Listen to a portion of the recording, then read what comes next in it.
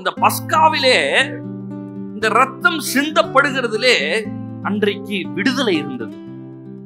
என்ன விடுதலை? எகிப்தில இருந்து விடுதலை.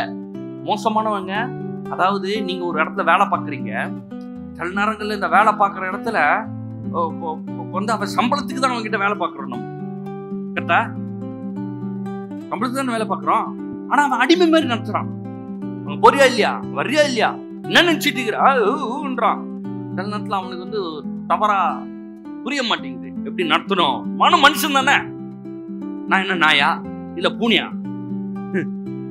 உன்னை விட நான் எந்த இடத்துல கீழே போயிட்டேன், அவன் நினைச்சிட்டு இருக்கிறான் நம்ம எல்லாம் கீழே அப்படின்னு. பார்த்திருக்கீங்களா? சில இந்த பதவியில இருக்கிறவங்க வந்து அவனோட கீழே இருக்கிறவங்கள போ விரட்டுறது, அங்க போ இங்க போ, அதை பண்ணு இதை பண்ணு. மனுஷன் தானே, ஆனா மனுஷனுக்குள்ளேயும் ஒரு விதமா இருக்குது. எகிப்துல அதே பிரச்சனை தான். அடிமையாக்கி வச்சிருக்கான். இவன் கொன்னா கூட யாரும் கேட்க முடியாது. நீ போய் கட்டினா ஒன்னையும் போட்டுருவான், சாப்பாடு கொடுக்க மாட்டான், எதுவுமே கிடையாது. அதுல இருந்து விடுதலை முதல் விஷயம் அன்னைக்கு. அதனாலதான் விடுதலை ஆச்சு. எதுல? அந்த ஆட்டின் ரத்தத்துல. அந்த ஆடு அடிக்கப்பட்டதுல என்ன ஆச்சு? விடுதலை உண்டானது. அடுத்து என்ன ஆயிடுச்சு? பாதுகாப்பு கிடைச்சிச்சு.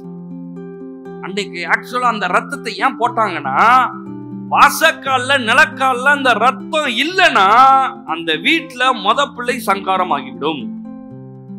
எகிப்தில் எல்லாம் சிப்பாயில இருந்து ஒரு சாதாரண சேவகன்ல இருந்து ராஜாவுடைய வீடு வரைக்கும் முதல் பிள்ளை மரித்தது.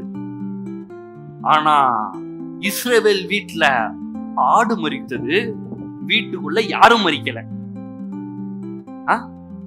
இஸ்ரவேல் இருக்கிறவன் எல்லாம் நல்லவனா? இஸ்ரவேல் இருக்கிறவன் நல்லவனா? ஒருவேளை எகிப்துல கூட நல்லவன் இருந்திருப்பான். இஸ்ரவேல்ல மோசமானவன் இருந்திருப்பானுங்க. நீ மோசமானவனோ நல்லவனோ, நீ கரெக்டோ ரைட்டோ, அதெல்லாம் இங்க பேச்சுக்கு இல்ல.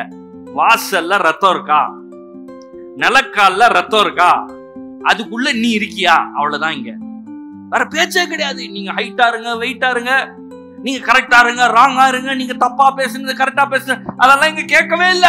இங்க கேள்வி எல்லாம் ஒரே கேள்வி, வாசக்கால்ல ரத்தம் இருக்கா, நிலக்கால்ல ரத்தம் இருக்கா, அதுக்குள்ள நீங்க இருக்கீங்களா, அவ்வளவுதான். உங்க வீட்டுக்கு வரவே மாட்டாங்க.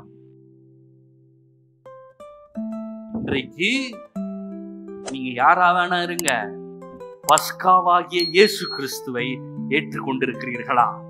அவர் உங்கள் வாழ்க்கையில் இருக்கிறாரா? அவர் உங்கள் வீடுகளில் இருக்கிறாரா? அவர் உங்கள் உள்ளத்தில் இருக்கிறாரா?